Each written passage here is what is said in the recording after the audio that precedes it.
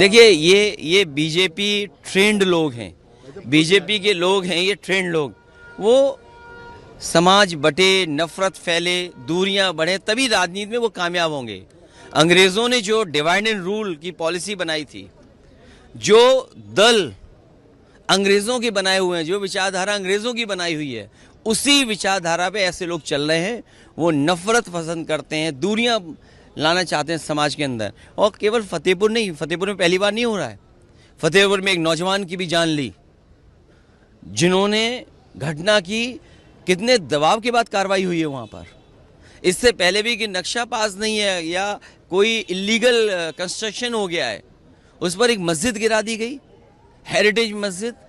तो ये सरकार का काम करने का तरीका है।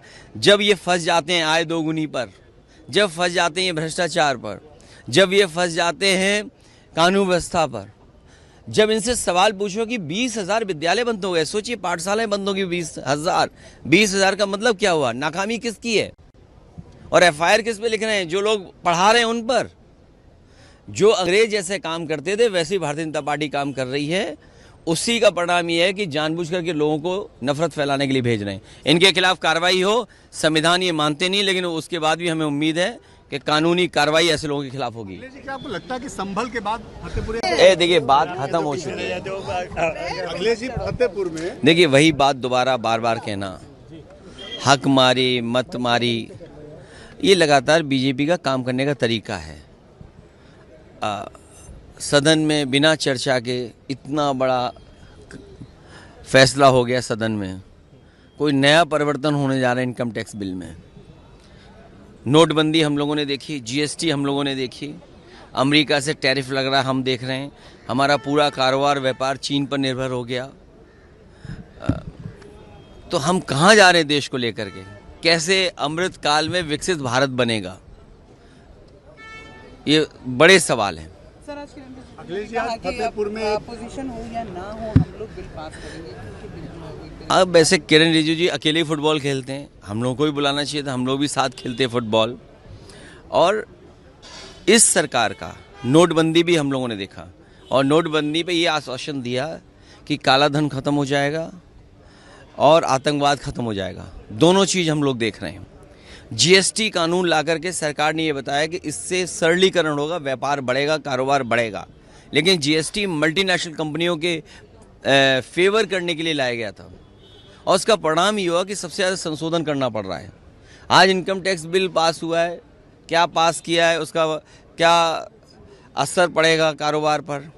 विदेश नीति इनकी, टैरिफ के बाद टैरिफ, और तमाम तरह की चीज़ें अब सामने आ रही हैं।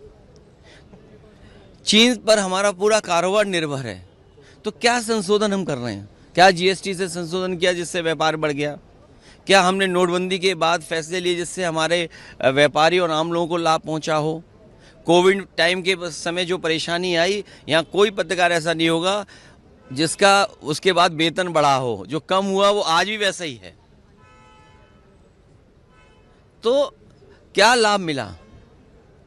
और टैरिफ के बाद टैरिफ, और पूरा चीन पे निर्भर कर रहे हैं हम लोग कारोबार। सोचिए तो मेक इंडिया क्या है, विकसित भारत क्या है, अमृतकाल क्या है, डिजिटल इंडिया क्या है?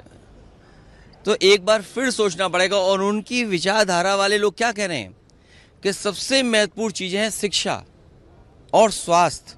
उत्तर प्रदेश चले जाइए, शिक्षा के लिए जो स्कूल खुले थे वो पाठशालाएं बंद हो रही हैं। इस देश में न जाने कितने लोगों ने राज किया होगा, किसी के राज में पढ़ाई पर इस तरह के केस दर्ज नहीं हुए होंगे। अंग्रेज़ों ने भी शायद मुकदमे नहीं लिखाए होंगे पढ़ाई को लेकर के। लेकिन बीजेपी की सरकार में पढ़ाई को लेकर के, आप अगर पढ़ाना चाहते हो तो मुकदमे दर्ज हो रहे हैं। कोई कल्पना कर सकता है 20,000 से ज़्यादा प्राइमरी स्कूल बंद हो जाएं, वो गरीब बच्चों के लिए? तो अगर गरीब बच्चे नहीं पढ़ेंगे तो हम कितने भी इनकम टैक्स के बिल ले आओ, इससे कौन सी खुशहाली आने वाली है? और आय दोगुनी वाली बात जो कही थी, वो कहाँ है आय दोगुनी?